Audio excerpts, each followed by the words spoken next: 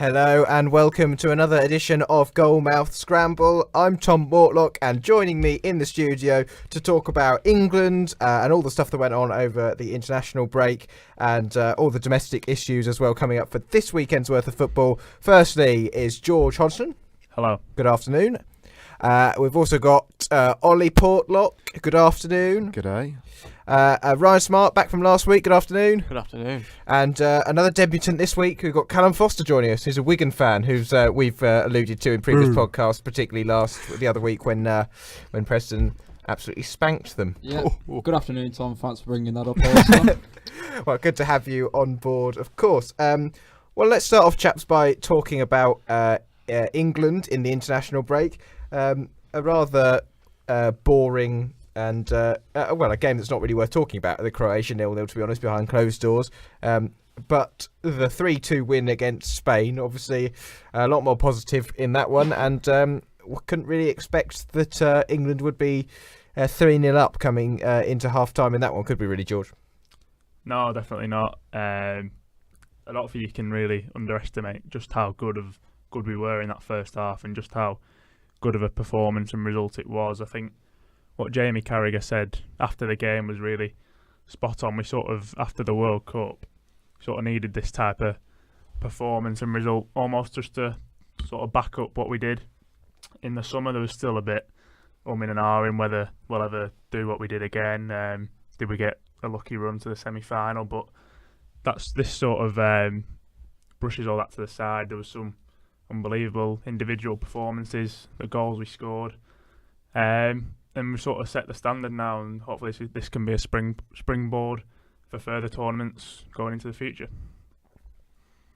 Yeah, I totally agree. It was interesting because it was quite pleasant to see how we improved even from the Croatia performance, which I don't think we performed badly, really. It was more just a lack of a clinical edge, perhaps. And, we did get a bit unlucky with Eric Dyer hitting the bar and Harry Kane hitting the bar. Rashford fluffed his lines a couple of times, Sterling too. But, you go into that Spain game and you look at how lethal we were. And, the movement off the ball was fantastic. Especially for Sterling. He just seems to have he keeps proving everyone wrong. And I remember Ryan saying before the game when we were talking about it, I expected Sterling to score too, and to be fair, I laughed it off because I didn't expect much from the Spain game, but I'm mightily happy Ryan was right and I was wrong, because it was great to see Sterling sort of getting into positions that he gets into for Man City. And of course, that was his first goal in 30 hours of football for England, something like that. So to not only get one, but to get two, that's obviously something that he can get off his back now, when he can hopefully push on from there and produce more performances like that for England. Because there's a bit of frustration, I think, that he hadn't quite replicated that form at any stage for England, really, that he had been showing in that Manchester City team. Well, I think definitely. He's improved a lot at City over the last few years with obviously the coaching of Guardiola, and it was all about can he bang in the goals for England. And obviously the last few years he's struggled a bit with that, but he's come good this week, and you'd think that would be the sort of kicking off point for him to start scoring more goals for England, because he's definitely got the talent. You see how many chances he creates, the sort of runs he makes, the way he plays other teammates in, and it's all about adding goals to his game. And I think Monday he showed that he has that skill to put them away, and hopefully now he can continue to do that in the future for England.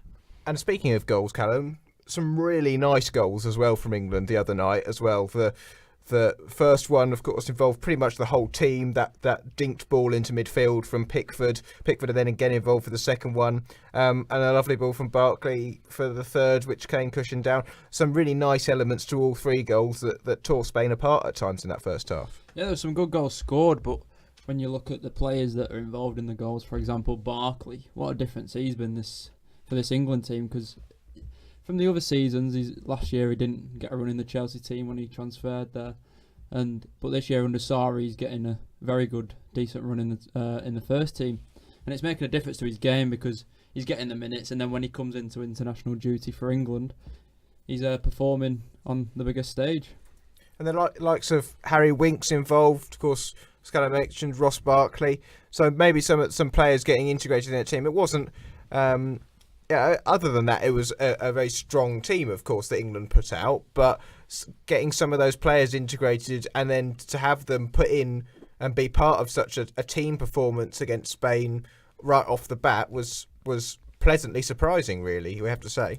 Yeah, for sure. It was just really nice because it wasn't a team of individuals. It was a hard-working sort of performance, and they looked like a team that had played together for years at times, some of the football they played, and it was really good to see because that England side's quite a youthful side, and you know, you do need players like Harry Kane and Raheem Sterling, even though they're both still young, as two of the more senior players to step up. And you know, Harry Kane looked to be more involved as the game went on in Sevilla because he held up. He did the role of target man really well, and you know, at times he took off a bit of pressure from us, and it was just a really nice performance to see overall. I like what Kane said as well after the game, where he was saying that, yeah, goals are nice, but the biggest thing is to contribute to the team, and obviously winning's a better feeling. I think that's really good to hear from an England team that maybe in the past haven't been completely united. You see the teams of Sven-Göran Eriksson and Roy Hodgson never really gelled as a team, but I think this one under Southgate really is beginning to gel together, sort of unite together, and you can see that in how they play, sort of the unselfishness of Kane and getting other players into play, and obviously you're seeing from the results that's working well for them. Yeah, I saw people saying the Spain team was weakened, but some of the names we had out there, and we had Stones missing, Ali, Lingard, or people that played in Russia, and whoever comes into this team, Southgate just seems to get the best out of, and they all just seem to gel together really well, and I think that comes from off the pitch. They all, we saw what Ferdinand and Lampard used to say about when they went away with England. It was quite almost awkward. They didn't really speak, but this group seems to all get on really well, and it tells on the pitch because people like Harry Winks, who's not played a great deal of football, and Ben Chilwell as well, coming into the side and getting a result like that at a place where they've 15 years since they lost at home. I just think it's such a good performance and exciting times. The only worry really is that we seem to be conceded from crosses, but you know, if you look where we were 2 years ago, if that's the biggest worry, then I think we're doing all right. And of course, as you mentioned there, it wasn't completely plain sailing. Certainly in the second half, Spain got 2 goals back. I guess the main part of the game that perhaps represents all of that was Jordan Pickford perhaps being a little overconfident with his playing out of the back on one occasion and losing it, and maybe giving away a penalty. What do we think on that? It's been very split as to whether people think that there was enough contact there for a penalty to be won. Obviously, the tackle that he made, sliding tackle, he won the ball in the recovery. But was there a slight pull before that? What do we think on that as we go round the room and see what people think on the penalty decision or not penalty? What do we think? It's a contentious one for sure, but you know, being biased as I am English, I'd have to say no, just because you get it in football. You know, there's tussling all the time, and fair play to, was it Rodrigo up top? I think so, yeah. He didn't go down as such, did he? But it was one of those where it's neither here or there really. There's nothing really concrete about it to me, and it's just down to the referee and his prerogative. I personally didn't think it was a penalty. I think there is an arm there from Pickford, but I don't think it's enough to sort of put him off balance or make him go down. I think if that had been given as a penalty, I think England would have been rightly aggrieved by it, and equally obviously Spain weren't happy with the decision. But I think it would have been contentious either way, but I feel like there wasn't enough in it for it to be given a penalty, and obviously the tackle from Pickford was immense to get the ball and obviously get it out for a corner and away from any immediate danger. Yeah, I'm in agreement. I've seen everyone saying that we were lucky not to go down. I think we should have had a penalty at the other end actually for a foul, so maybe the referee had that in the back of his mind. But looking at it, if you frame by frame, he doesn't really get a massive chunk of his shirt, and just because it's a goalkeeper, I think that's why everyone seemed to think it was. But if you look what he actually did, I don't. To be honest, I don't know why. Was it Rodrigo? I don't know why he didn't shoot, because there was an open net there, and to me, he seemed more interested in getting a keeper sent off and having a penalty when he could have just stuck in an empty net. So I think it was more poor play from the striker really, and it was a really good tackle from Pickford actually. I don't think what he did would have warranted a penalty, to be honest. Callum? No, me neither, to be honest. It's a bit, from my perspective, it's a bit soft. And these days, you see all this talk about tussling in the box, and referees need to clamp down on it. And referees give penalties for the sake of it sometimes when it's a bit soft. So I'm glad the referee didn't give a penalty. And Pickford shouldn't have been messing about with it. I think he come out and said, "I've never put my defence in danger," or something along them lines. He'll learn from it, won't he? I guess the main point as well from Southgate has made this point is that we can't be getting them to play out the back and expect them to always work brilliantly all the time. I think 90% of the time it did, and that's why you do it. But there are going to be mistakes in there. Fortunately, this one didn't lead to the goal. Of course, having said, introducing that question, that it would have been a contentious issue that was very 50-50 amongst people, we've all said it wasn't a penalty. But I think it would have been harsh as well. Maybe my mind is tipped that way simply by the fact that then Pickford did make a really excellent tackle after that. So it would have just been a shame from his point of view if a small tug had on the player had taken away the good work he did in making the tackle. I can see why Spain are annoyed about it, but I'd rather we live in a footballing world where those aren't given as penalties for any team really, rather than they are. Credit to the referee as well, not for I don't know how many people that stadium holds, but they were all screaming and all the Spanish players ran over. So I think that's good for him to not sort of sink under the pressure really. And one thing before we move on to talking about the Nations League more generally this week, George, I know you in particular are a bit wound up by Sergio Ramos's antics and a potential stamp that some video footage on Sterling might have shown. Yeah, I think Ollie's in agreement as well. I mean, he's put a video out today of a different angle saying nothing more to say, but I've watched the angle I've seen, and Sterling's led on the floor, the ball's gone. No one really in within 5 yards of him, and he just walks over, takes a step, and then just leaves an unnatural another boot in. And there was a thing in the Champions League final where that was certainly debatable. I think all the angles went in Ramos' favour really. It was looked like a 50-50, but at the time I thought there was some malice in it, and he's just one of them I can't seem to warm to really. And I sort of accepted in that final that it could have been an accident, but seems to do these things quite a lot, sort of sly things, and he is a winner and he's a great defender and he'll go down in Spanish and Real Madrid history obviously, but he's not the really type of leader like a Puyol or a Vidic or that I seem to take to. I totally agree. I mean, it's so frustrating to see because his disciplinary record throughout the years is terrible, and it's because a lot of the stuff that he gets sent off for in the league and internationally is it's uncalled for.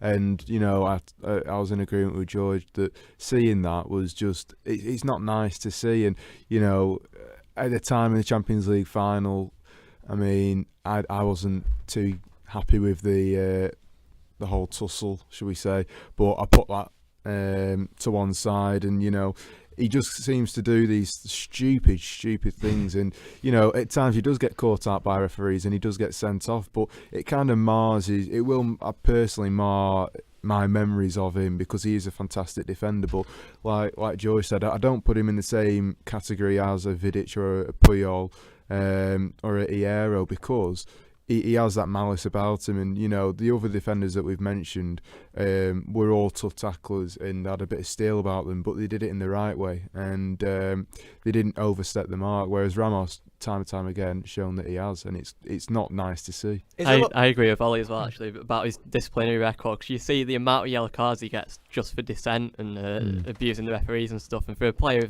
of his quality it's pretty ridiculous to see that. I mean, he is, I would say, the best centre-half in the world at the moment, but the opinion of him is of this sort of after Maguire, this sort of like character that does sort of get drawn away from his football and getting involved in sort of the petty fouling side of it. I don't think he needs to do that because he is that good a defender. He doesn't need to get himself involved in all those sort of off-field problems, if you like, issues. What was the score? Anyone know when he did it or not? What was it in the I think second it was half? 3-1, but I'm not 100%. Interesting. And maybe the thing about Ramos is that, yes, he doesn't have a great disciplinary record, but is it the thing that's frustrating as either neutral fans or fans of teams against the ones he's playing for?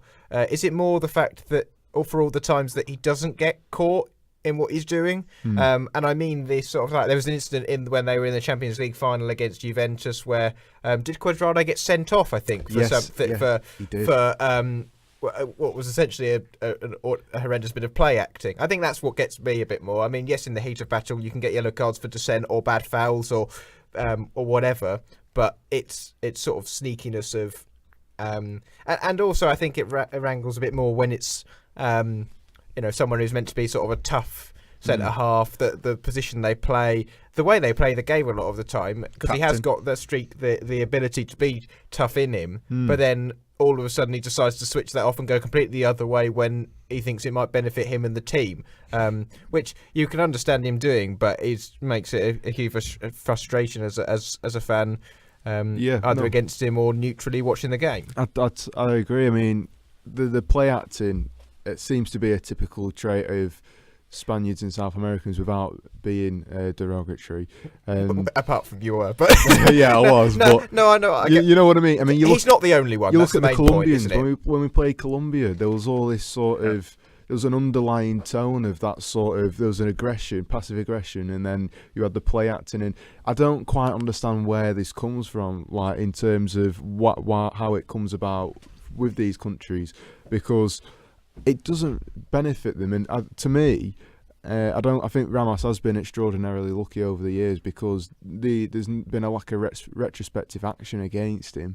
And like George says, he's a captain, he's a leader of men, and I think he sometimes, or a lot of the time really, he takes this win at all costs into his own hands, and I think it's a bit too far. But it's one of those where he is still a fantastic footballer, and he leads that Spanish side, and the Real Madrid side over the years. He's done it very well. Wasn't looking too tough when Eric Dyer clattered him into the. What a great tackle that was, man. He got a yellow card and given a free kick, didn't he? Never a yellow card. No. Yeah. And then, of course, there was one with Harry Maguire as well, which was a bit, you maybe could make a bit more of a case for a free kick for that one, but still looked like an excellent tackle in the second half. But I suppose it's the way that the game's going these days, I suppose. Moving on then to look a bit more generally at the scores from the UEFA Nations League last week. France beating Germany, coming back from a goal down to win 2-1, probably stands out. Germany on a poor run of form now as well. And I know they're still a great team. I don't think we can say that they're not, but they're in a tricky patch of form at the moment, and of course a disappointing World Cup as well. Are they perhaps on the downturn? Have we seen the end of the great sort of German era that we've seen for a few years recently? Do we think? To me, I think they've lost their identity a bit. I think a commentator said it last night on the game. There used to be a fear about playing Germany. And I don't think teams do have that fear anymore. They were playing long balls at times. Like the old Germany didn't do that. They used to pass it about, work their way through teams. And what a great comeback by France, to be fair. That Griezmann header that's one of the best headers I've ever seen, to be honest. And then the penalty, that was a bit debatable. I didn't think there was much there, but I don't know, maybe it's time for a fresh change with the German management, or maybe the players that was good that time back are just getting too old now, like your Mullers and stuff like that. Yeah, I mean, I didn't see the game last night, but I saw a tweet saying that obviously Germany had been criticised for not keeping clean sheets, and Law's response to that was to play 6 defenders. And I've looked at the team names, and none of them really strike me as this guy's world class. Obviously, I've not seen him that much, so I can't comment. But if you're in a bad run of form, you surely should be sticking to what made you successful in the past and not switching things up because of maybe crowd pressure or whatever like that. But I think 6 losses in a calendar year, I think definitely they do need to change something up, whether that's the manager or the players. But I think obviously Law's the one in command, and I think any decision that's made, it'll probably be him that goes, because he's obviously the one that leads it all. Yeah, I mean, I don't know. It's a bit disappointing to see because Germany always seem to produce natural-born leaders and steely sort of players through the spine of the team, and you can always rely on the spine of the team to be solid. I mean, I remember through the past 10, 20 years, you've had Oliver Kahn, you've had Miroslav Klose up top, Schweinsteiger, Philip Lahm. I know he's a right back, but he played centre mid as well. But it's one of those where I look at the German team last night, and of course, it's only a nation. Well, I say only, but it is a Nations League game, so it's not a big tournament. But I look at the team, and I'm just like, I don't know. I'm not really impressed by many of the names. I mean, obviously Toni Kroos is a good player, but he's not a leader to me. Hummels and Neuer were the two that should stand out as leaders and should take the team by the scruff of the neck if they're not playing well and help out the manager and the coaching staff and say, come on, we need to pick up our performances. But you know, I agree with Ryan. I think Joachim Löw should have really stuck to his principles and tried to build around that with this new generation, but it just doesn't seem to be working. And I think it'll be a matter of time before they get someone else in, and instill a new philosophy, perhaps. I mean, the state of play with Germany now sitting in the bottom of their group, which is A1. France on 7 points, Netherlands on 3, Germany on 1. If Netherlands were to beat France in the next game when the next international break is, then Germany would be relegated into the second tier. Obviously, we don't really know quite how significant that's going to be and how much countries will care about relegation and promotion, but it's still a statement on top of the early World Cup exit about where they might be heading as a country, if a footballing country, if they don't turn things around a bit. Other result of note, I guess, is Wales' 1-0 victory away in the Republic of Ireland, a superb Harry Wilson free kick in the absence of Gareth Bale winning that for Wales. They sit on top of their group, which is B4, with 6 points from 3 games. Denmark have only played 2, but they have 4 points. And Republic of Ireland have 1 point from 3 games, so it's looking increasingly likely that they'll be relegated into the third tier. Martin O'Neill, do you think, coming under a bit of pressure as well? Obviously they've lost both games to Wales in this group already. Do you think that his job might be under pressure, him and Roy Keane, it's fair to say?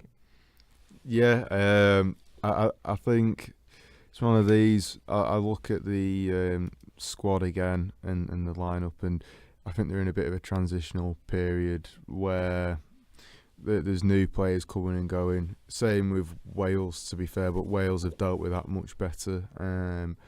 I mean, I don't know whether he's running out of ideas or he doesn't seem to get this attacking sort of spark going.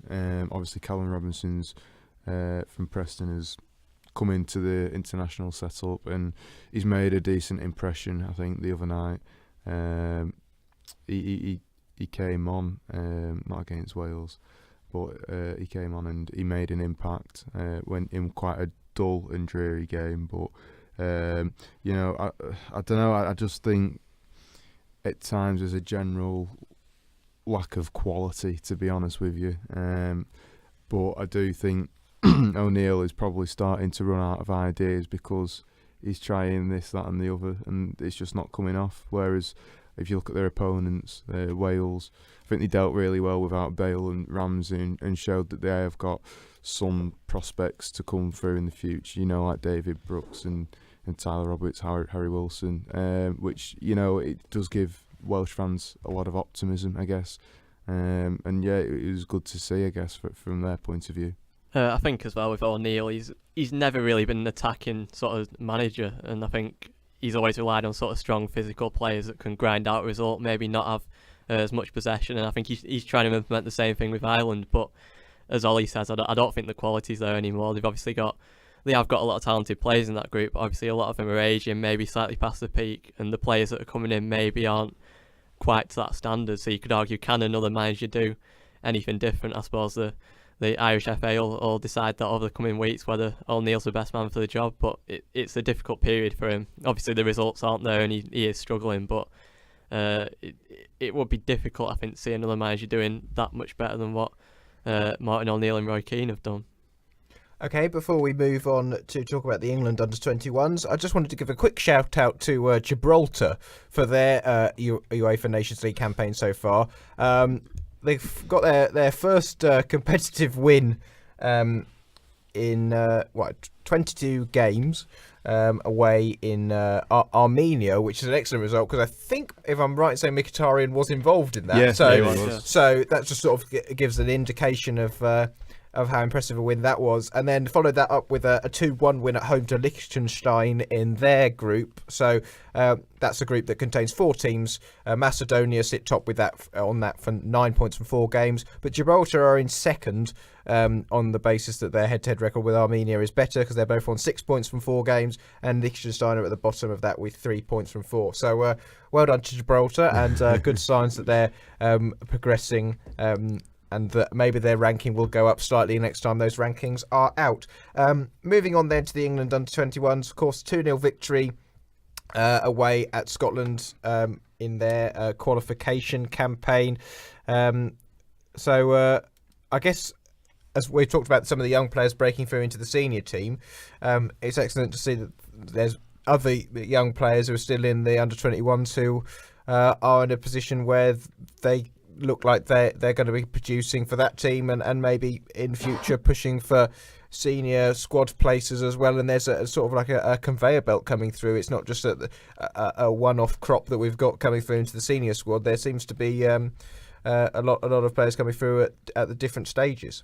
Yeah, I think you're right. The conveyor belt, what you said, is spot on really to sum it up, and there's just a lot of excitement about all the national sides at the minute. There's a real undercurrent of young talent coming through, and I think give it a year or so, a lot of these will be ready to make that step up into the senior side if they need it. And we spoke about Germany before, and our squad and under-21 sort of, I think we're at that stage they were maybe say 10 years ago, where you've got a boatload of exciting players coming through, and there's a lot of healthy competition, some really outstanding players in that under-21 side, and Foden, Nelson, just the two that really stand out to me. And I think it's going to be an exciting time to be an English supporter, because there's just so many good players coming through at the minute.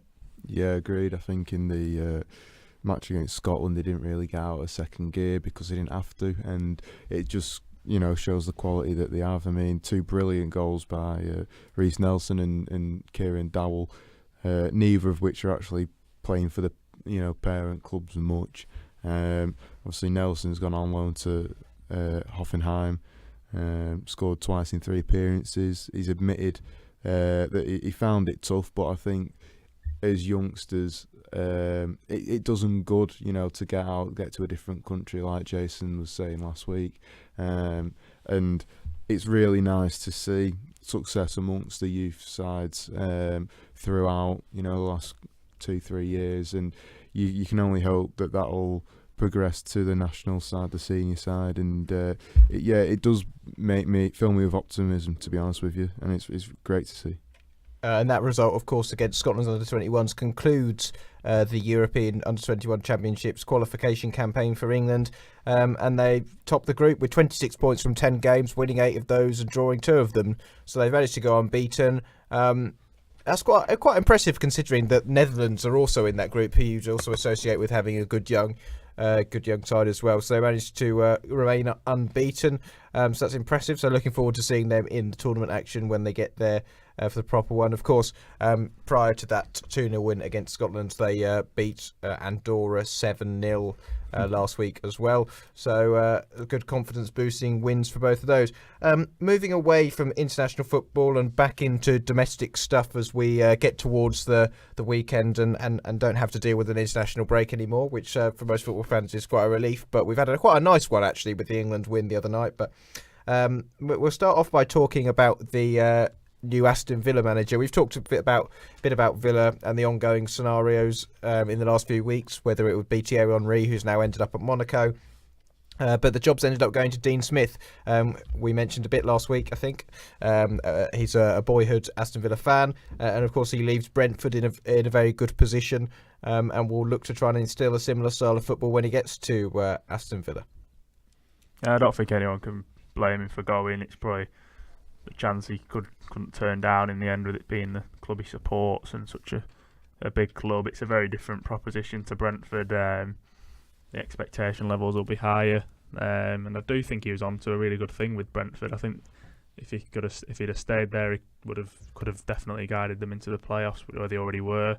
So I'm not sure it'll have too big of an impact on Brentford. Him leaving, I think they'll carry on in the same sort of form. For Aston Villa, he said he likes to play attacking football, and he's got the players there to do it. So I've always been a big fan of Dean Smith. He was good at Walsall.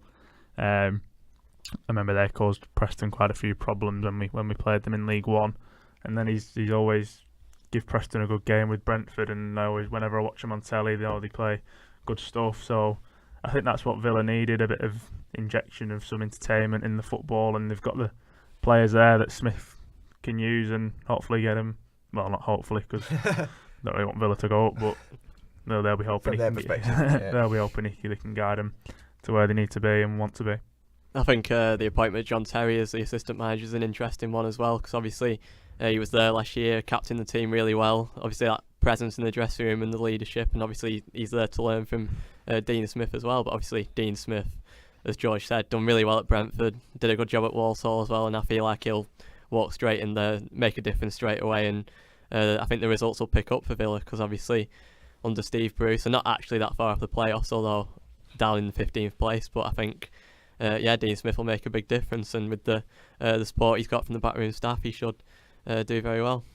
Of course, there's going to be two assistants at Villa under Dean Smith. Richard O'Kelly, who worked with him at Brentford, has also gone there, so he's going to be jointly sharing that role with John Terry. And the replacement that Brentford have named as their manager is Thomas Frank. He's a 45-year-old Dane who was also the assistant head coach at Brentford under Smith. He'd worked with him for 2 years. He's also spent time in the past working with Denmark's under-16s, under-17s and under-19s before becoming Brøndby boss in 2013. So you can see what they're trying to do. They're trying to keep the strategy the same and promote from within, so that they don't have to change too much of the identity, and it won't upset the balance too much with Dean Smith leaving, because they can continue with the same philosophy and the same outlook on how they want to play, and they'll hope that doesn't affect them too much going forward. Yeah, that sort of continuity is what any club wants, really, and if you have got capable individuals to be able to promote from within, like Barcelona do, it's great to see. Obviously, like you've said, former manager at Brøndby, and he's had a lot of experience in youth coaching in particular. It'll be interesting to see how he does adapt himself to Championship life, because there is realistically, whether you promote from within or come from the outside, there's no league in the world like the Championship, and it is a bizarre league, and that's what it makes it so great. But I'd like to think he'll be a success story, because he knows the club very well, and he's had that experience of managing, albeit abroad before, and with the form that Brentford have been in, and the position in the table, I think they'll definitely be top half at least. It's whether they go through a blip, perhaps as a bit of a transitional phase, as Frank maybe makes a few tweaks, but it remains to be seen. And I guess it's nice to see a bit of promotion from within. Okay, then moving on to talk about the side supporters between us in the studio. Starting off with, we'll start off with Preston. Why not? You guys are away at Hull this week, so a team very much down the bottom. In fact, I think they are 24th at the moment of 24 teams, of course. Preston at 22nd, but a recent win, of course. So do you feel like you're going to be upperly mobile now and get a positive result at the weekend? I certainly hope so. Yeah, I think as I said last week, I don't think our performances have necessarily warranted where we are in the table. I think we should be higher up in the table, and obviously the Wigan win showed what we're capable of, and if we can carry that forward, that confidence forward to Saturday, which I'm sure we will, I'm hopeful of another positive result against a side that have struggled this season in Hull. Yeah, I mean, it's the bottom of the table clash, isn't it, at the minute? But I hope by the time we come to next play them after this weekend, I hope we'll be much further up the table. I think that sort of confidence has been kind of rekindled within the squad, and the fans hopefully are a lot more optimistic, to be honest with you, because, I mean, like we've said before, there's a lot of knee-jerking, a lot of doom and gloom from the start of the season, understandable, but after that performance against Wigan, it was fantastic to see and really encouraging from Alex Neil. And Hull, I mean, we know how they feel at the minute. We've been down there and we are still down there at the minute, but I look at the quality of our side compared to theirs, and I do think we should be getting a win there, regardless of our predicament and how we have played, I guess, before Wigan.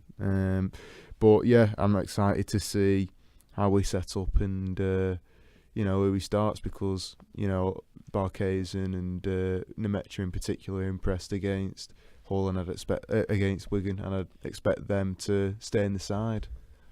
Yeah, quietly confident.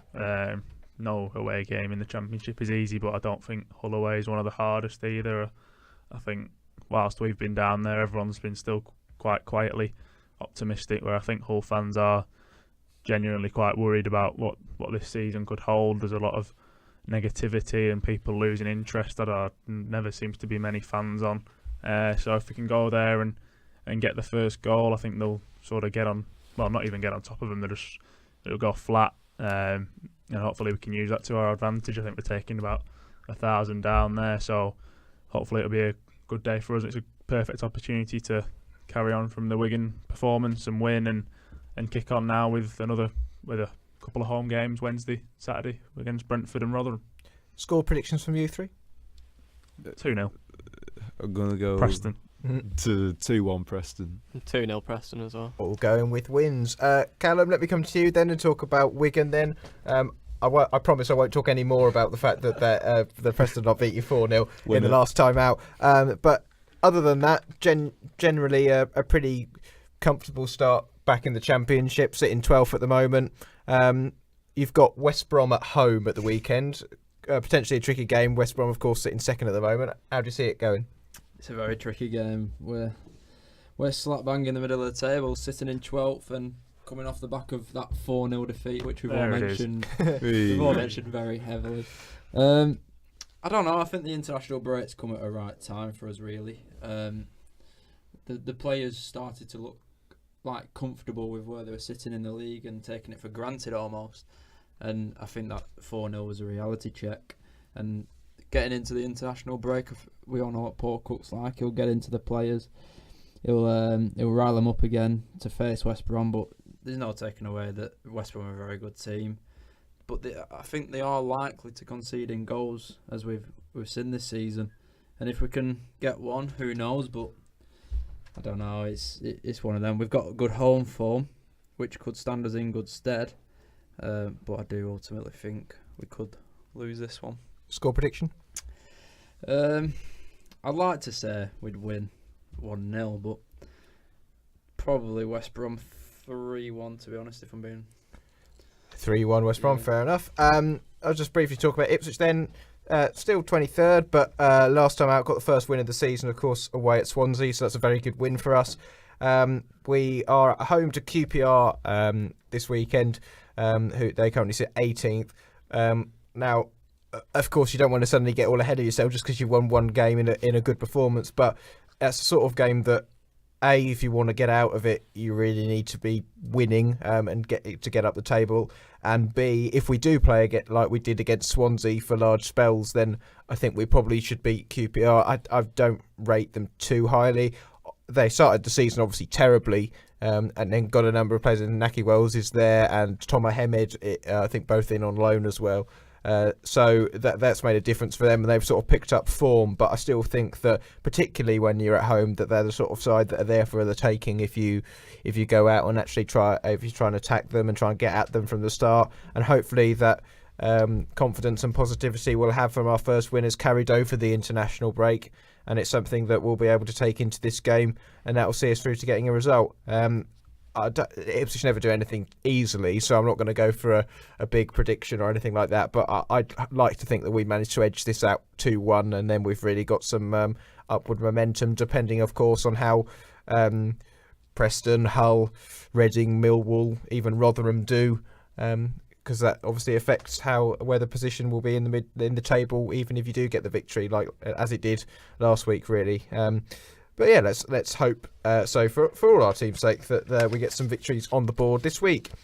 Finally, we come on to Premier League predictions, of course.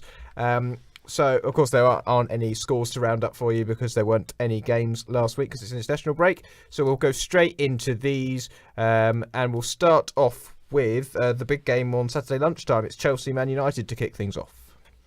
Oh, this is a tricky one. Not. I'm going to say a Chelsea 2-0 win. Mourinho, misery, compiler. Going to be another dull press conference. And I can see Maurizio Sarri being really happy with his squad and a comfortable performance 2-0 win. George? Obviously, United had a good win against Newcastle, but if they play like they did in that first half, it won't be 2-0 at half time. It could be 6 or 7. So it just depends which United turns up. And it's a tough place to go, Stamford Bridge. Obviously, they're playing really well, Chelsea at the minute. I think the first goal is crucial, and I can't really see it going any way other than Chelsea. So yeah, I think relatively comfortable. 2-1 Chelsea. Yeah. Similar reasons, 3-1 Chelsea for me. Callum? I can't really defend United recently. I think I'm going to go with Ollie 2-0 Chelsea win. And Ryan? I think I'm going to go the opposite actually and say a Manchester United win. Oh, very optimistic. I think coming to Stamford Bridge, I think Jose Mourinho wants to prove a point as he always does. Shut up shop a bit, and I think they'll grab a goal on the counter and it'll be 1-0. Chris Smalling at the back. Christ. Good luck to you, mate. I think that's genuinely just Ryan. He joined a few weeks later for the prediction, so he really needs to go with something bold in order to try and get a different points, a difference to try and get back into the shape of things. Moving on then to, of course, with Jason, who usually takes part in predictions, not here this week, but we will, of course, get his sent across to us so we can add his scores to the league table. Bournemouth Southampton in a South Coast derby is the first of the 3 o'clocks. Another lovely tie. I can only see the home team winning again. They were a fantastic performance against Watford the other week, and really lethal clinical edge to him. And I can't look past them, so I'm going to say probably 3-1. 3-1 because it's a derby. I'll give Southampton a goal. 3-1. That's nice of you. Ryan? I'm going to go with a 2-2 draw. I think Southampton struggled a bit this season going forward.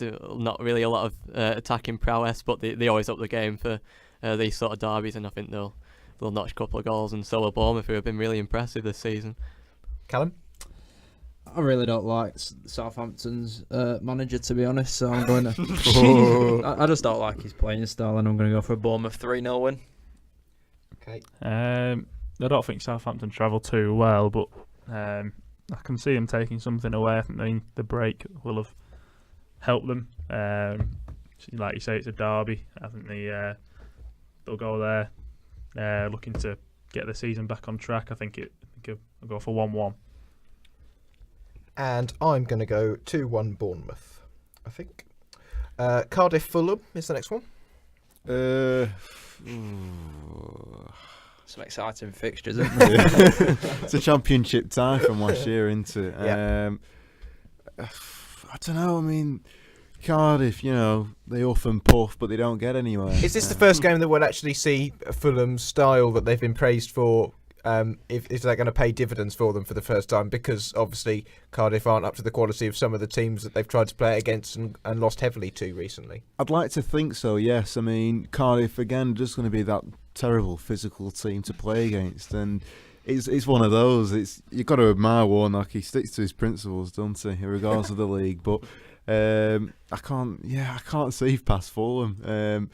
But how many goals? Mitrovic, maybe, to score, maybe penalty involved. I'm gonna go. Wow, lovely detailed prediction. I'll give you 10 points if you get Mitrovic scoring and a penalty involved, and you get the right score. That's the one, Tom. Thank you very much. Yeah. I'm gonna go 2-1 to Fulham.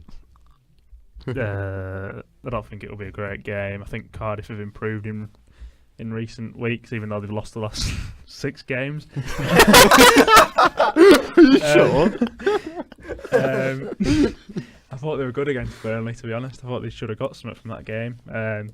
Burnley really didn't attack at all, and I'm not sure how they came away with the 3 points. And then they went to Tottenham, where I expected it to be a hefty defeat, and they only got beat 1-0. So I think they'll be confident that they can maybe keep Fulham out of the other end. I don't think they'll win. I think they might get something. So I'll go for another 1-1. I think, to put it simply, that Fulham score loads of goals and Cardiff don't score any, and I think it says a lot that the two results this season have been 0-0s, and I can't really see them getting any sort of result here, so I'm going to go a 2-0 Fulham win. I'm going to go for a Fulham win. I'm just wondering how long the ball's actually going to be in play this match, to be honest. But I think Fulham are sitting in a false position, to be honest, in the league, 17th. I think they will finish higher than that. Cardiff will ultimately finish bottom. So I think I'm going to agree with Ryan and 2-0 Fulham win. We're all big Cardiff enthusiasts. I don't think many are, other than Cardiff fans, to be honest. There's not sure Not even many sure out Cardiff there. fans are at the moment. Neil Warnock Fans Club. Knowing Jason, he'll send in a bold 1-0 prediction or something to Cardiff. Jason will go for 4-0 Cardiff. They got to win at some point in the season, I would have thought, but I don't think it's going to be this one. I think I'm not going to go an absolute thrashing. I'll just go 1-0 Fulham, because I think they'll pass a lot, and Cardiff will sit in banks of 4 or whatever. And whichever style comes off the best, because 2 really different styles. Yeah. But I'm going to go Fulham to get at least 1, so I'll just go 1-0. That's fair enough. Manchester City Burnley. I'm going to go Man City, obviously. They're at home. I don't know. Maybe I'm going to say a 2-0 win. I don't know. For some reason, I just can't see him scoring a bag full. Maybe because Burnley will, pull it out of the bag and pull a 2-0 defeat out of the bag. Well, I don't know. I don't it does feel a bit like that sometimes. Doesn't it? You know what I mean. Against Man City, if you get a 2-0 defeat, it's a bit of an achievement. But I can't see past City. Ryan, are you going with a Burnley win here?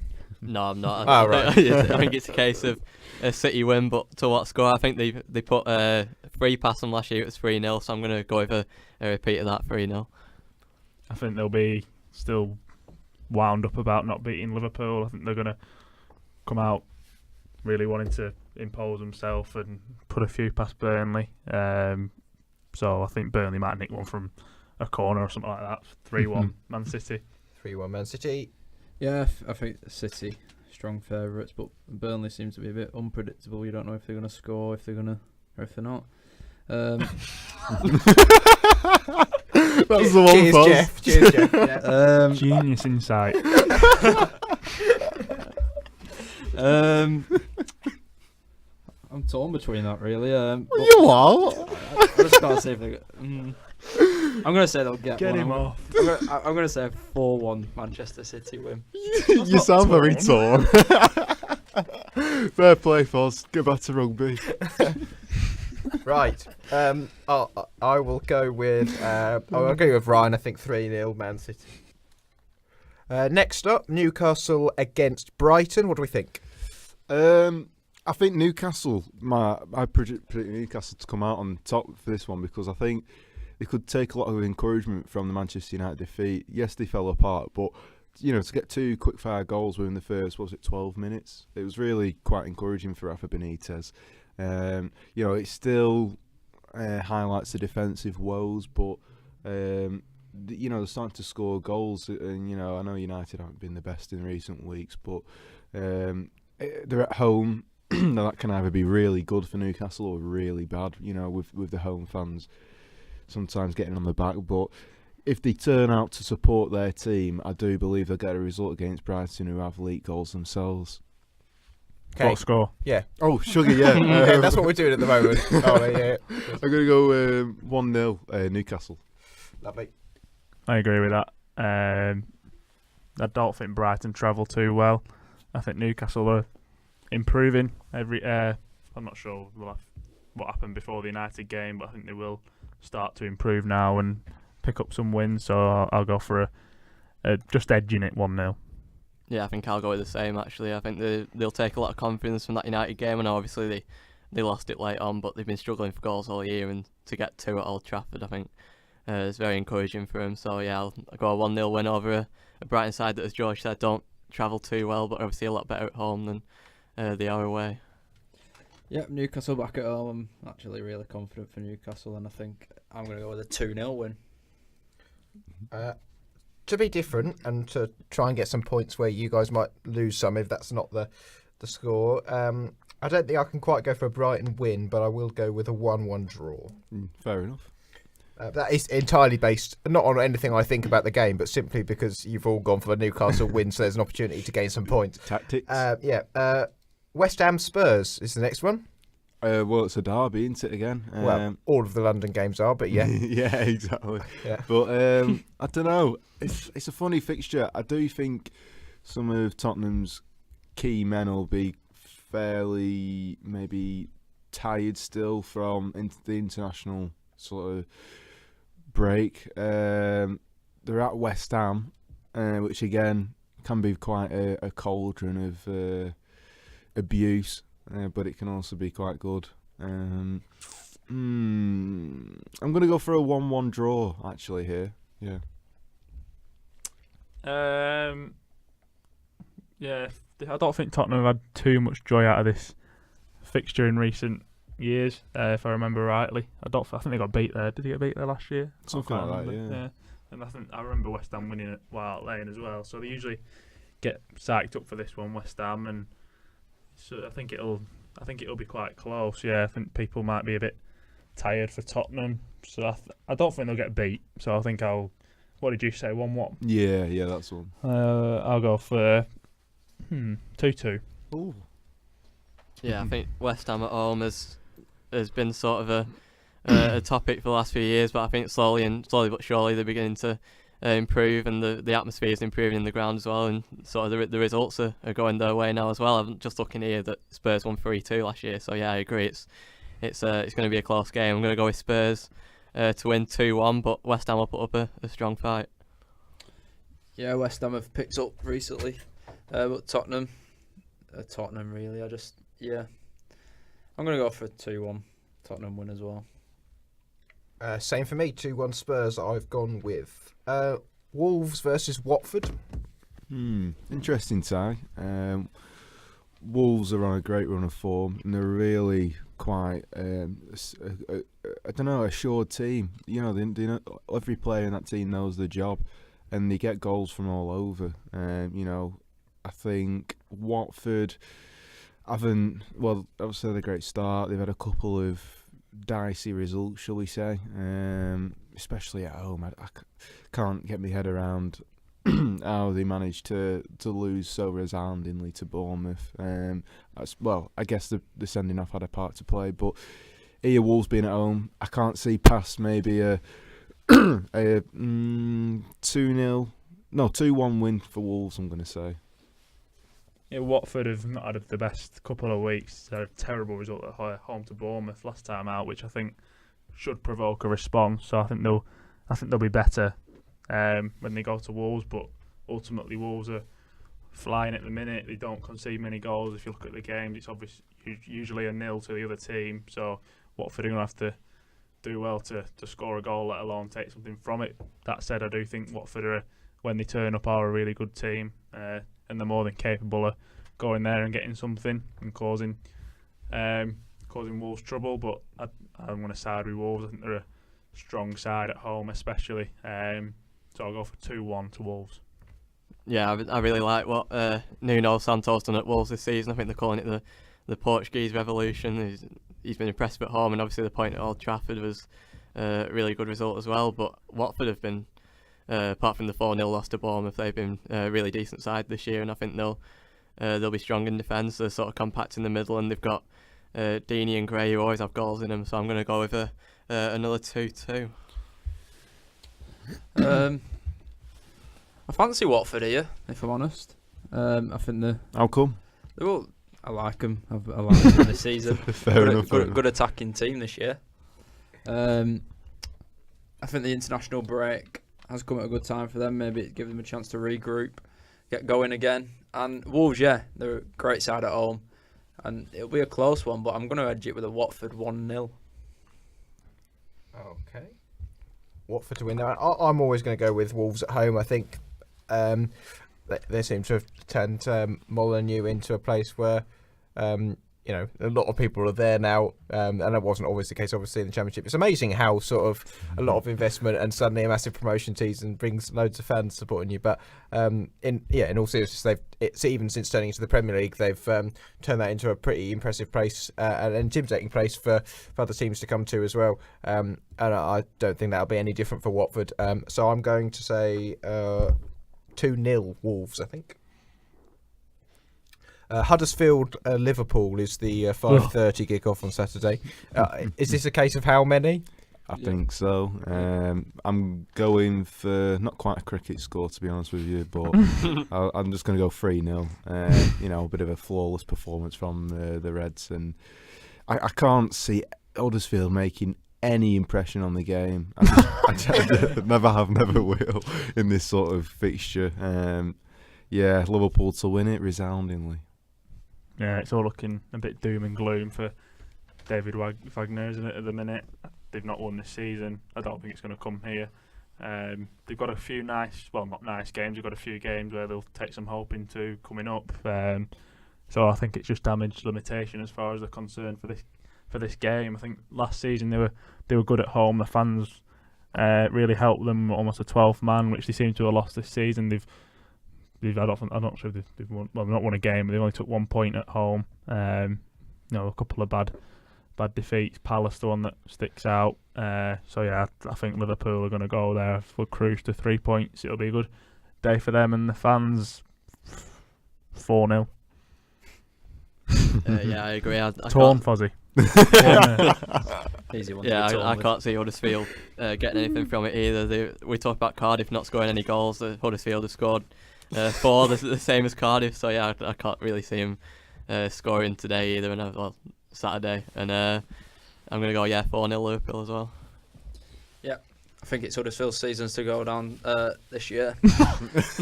Bold statement, I know, but I do think it is. Well, I agree with you, mate. I agree. Yeah, so agreement there. And Liverpool 4-0. I'll just go 2-0. Similarly, I think it'll be a comfortable afternoon/evening's work for Liverpool.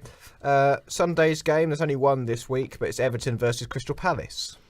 Don't know, I think Crystal Palace look a bit toothless up front. I know Zaha bails them out a lot, but if he's not in the side, you've got Jordan Ayew, spearheading the attack, and I just don't see him as a Premier League real striker.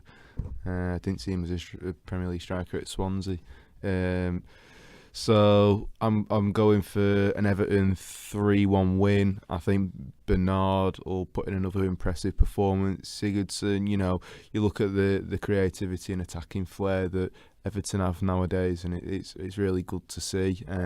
Yerry Mina and Andre Gomes are nearing a return and did come through behind the closed doors friendly during the international breaks. So I think it'll be quite a good game to get them involved in, because I can't see Palace doing much here. So 3-1 Everton win.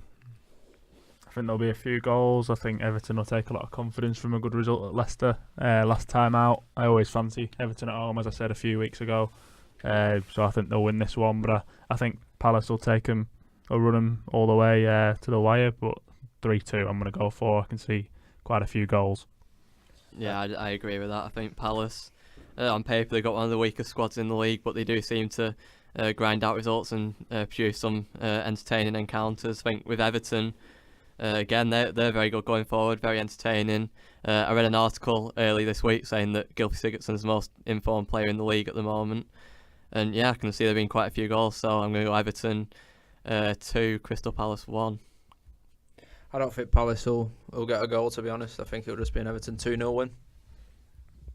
Yeah, and I'm going to say likewise. I think I'm going to go 2-0 Everton on this one. And the final game of the week is Arsenal against Leicester on Monday night. What do we think, chaps, for the final prediction of the week? I can see an Arsenal win at home. Yeah, Emery's got them playing, hasn't he? It's a tough one. I think I'm going to go 2-1 to Arsenal. I think Leicester will get a goal and they'll try. Again, they'll huff and puff, but I don't think they'll make clear headway in the game. And I think Lacazette will score a brace. You say 2-1. Yeah, I think that's a good shout. Arsenal are doing really well at the moment. I always fancy Leicester to grab a goal. Arsenal, whilst they're still improving, they've got those issues at the back still, and I think Leicester could exploit that. Vardy's obviously not been away with England, so he'll be fresh. I think he could cause a few problems, but Arsenal at the Emirates are a force, and in these type of games they always seem to come out on the right end of. Yeah, again, I think there'll be quite a few goals. I think match of the day will be good if my predictions come true, but yeah, Leicester have improved a lot over the last few weeks. Obviously Puel's starting to stamp his sort of identity on the team, and the style of play is improving as well, and I think it'll be a tough test for Emery and Arsenal, but I'm going to go with an Arsenal win. I'm going to say 3-1. Yeah, I think it's going to be an Arsenal win. Leicester will come and try to win, obviously, but I think Arsenal... I reckon they'll go try to lose. Yeah. Arsenal are scoring a lot this season under Emery with Lacazette and Aubameyang, so I'm going to go for a 4-1. 4-1 victory. Good luck to you, Callum. Need it. And the last one of the week, I'm going to go with a 3-1 Arsenal win. Can I just interject there? I'd just like to say a quick congratulations to Madagascar, who made the African Cup of Nations finals for the first time, beating Equatorial Guinea 1-0. It's a good job you mentioned that. Yeah. I mean, the football world wouldn't have been able to arrest if you hadn't managed to get in. You got to congratulate the Minnows as well as the top teams. Yeah, of course. No, in all seriousness, that excellent achievement. So we've managed to congratulate Gibraltar and Madagascar. Yeah. So that's good news. But that does bring us to the end of Goalmouth Scramble for another week. Thanks very much to George, Ryan, Ollie and Callum for joining me. And Cheers. Thank you. You're welcome. And I've been Tom Morlock, and we'll join you again next week to talk about all the things going on in the footballing world. But until then, it's goodbye. Bye. See you later. Bye.